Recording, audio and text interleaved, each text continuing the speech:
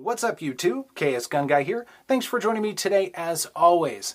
So yeah, you guessed it, there are a couple of Glock 19s in front of you, and I know that we're all starting to get a little bit tired of Glock in general. We've been hearing a lot about it, especially with the Gen 5 coming out recently, and I'm kind of getting to that place too. But there were a couple more thoughts I had about this, and one of them with the subject of what could Glock have done differently to make the Gen 5 a little bit better. We've covered a lot of those things, and you guys have offered a lot of suggestions.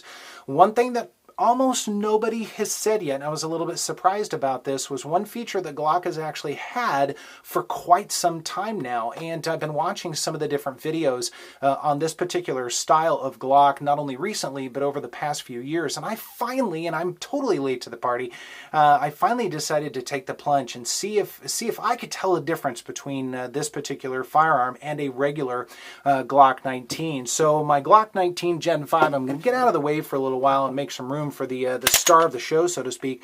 This is actually a Gen 4 Glock 19C, or a ported version of the Glock.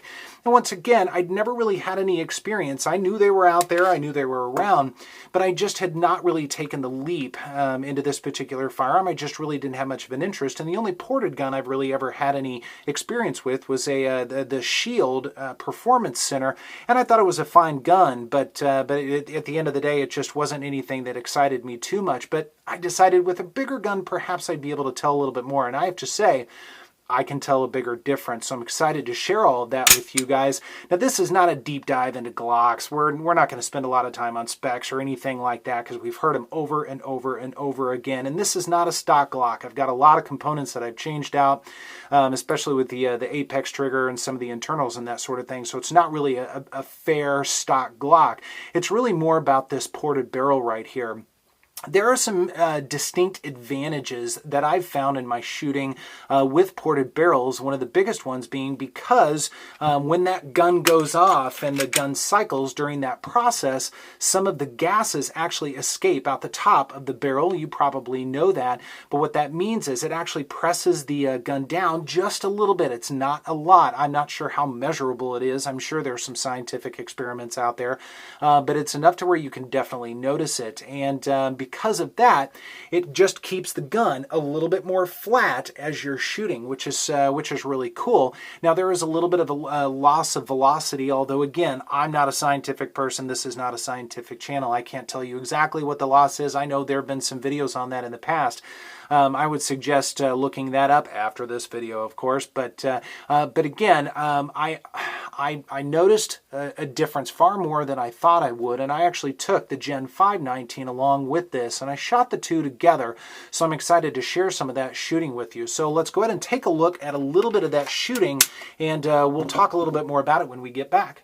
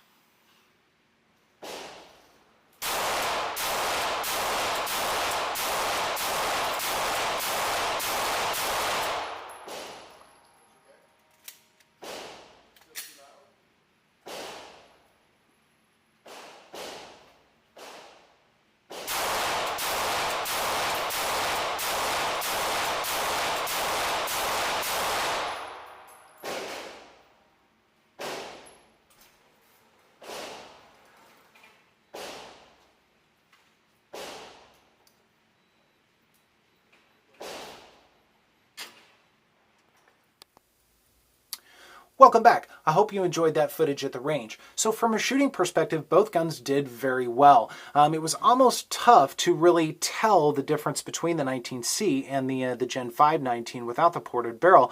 Although when I went back and I started looking at some of the videos, the shot placement on the 19C was extremely consistent, even more so than the regular 19. So I thought that was a very interesting finding. And then when I did some more rapid shots, and we're taking a look at that now, I really noticed a difference. Generally speaking, when I do really fast follow-ups, or at least as fast as I'm comfortable shooting, so to speak, I generally, my second shot is almost always 2, 3, 4 inches higher than the first. And in this case, they were basically flat.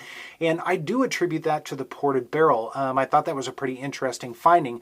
Now, again, the Apex trigger was not on the gun, nor were any of the other internals at the time of testing. I wanted to make sure that they were stock Glocks for testing. I've just switched this out since. I'm a little impatient and wanted to get the other parts in this particular gun. But anyways, so it was certainly a fair comparison, but interesting nonetheless. So a lot of really fun things about ported barrels in firearms, whether it be a Glock or any other firearm. But there are also a couple of things to consider, especially if you're going to be considering this for concealed carry or home defense or anything like that. And there have been a lot of other videos out on this, and the opinions kind of vary just a little bit. A lot of people say that with the ported barrel, you get some serious flash coming back, especially if this is a home defense gun, it's at night, you might end up blinding yourself. Although I know there have been some pretty credible videos out there that have basically disproven that. There is a little bit of flash, but it's not so much that it impairs your vision beyond being able to take care of the task. So I don't really dive into that entirely too much, but it is definitely something to consider. Some other things to consider: this gun is definitely going to be a little bit louder because you've got a little bit of that flash pointed up and even back just a little bit.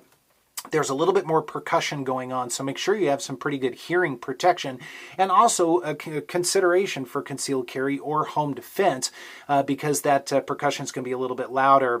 You want to try and avoid going deaf if at all possible, even in a life-threatening situation, but it is what it is. From a maintenance and cleaning standpoint, another thing I noticed, it gets pretty darn dirty in there. And not only the barrel and the slide, but also the springs and everything else. It gets pretty mucky pretty quick. And I put about 300 rounds through this on my first outing with it, and it took a little while to clean up. And it's probably not as clean as it should be, but that is definitely something to consider. I don't know if the wear on the gun is going to be a little bit more because some of those gases are actually going into the slide versus everything coming out the front. There might be some longevity tests on this. I'm not really sure. I couldn't find anything notable, at least, but something to consider. So there are some drawbacks with a ported barrel firearm, but at least from a range standpoint, it's a ton of fun. And there is one other thing you can do to eliminate some of that issue if you really want to. The nice thing about a gun like this, you can remove the barrel, as you know, and you can plop in a different barrel. What that means is you're avoiding some of those gases, the cleanliness, and even some of the percussion. So if for some reason you wanted to take out the ports for whatever reason, again, you definitely could do that. And I think it's actually kind of fun. If depending on the barrel you have, you can actually showcase a different kind of barrel. So it gives it a little bit more of a custom look. So kind of a nice added bonus with something like this. But again, at the end of the day, the 19C is a lot of fun. It's a blast, no pun intended, to shoot at the range. And I think it would have been really cool if they had added a feature like this into the Gen 5 Glock, or at least a version of it. And perhaps we'll see that down the road. But I'm surprised more people aren't into this. So I'm excited to hear what you have to say about the 19C or any compensated firearms out there. I look forward to that. Once again, thanks so much for joining me, and I will see you next time.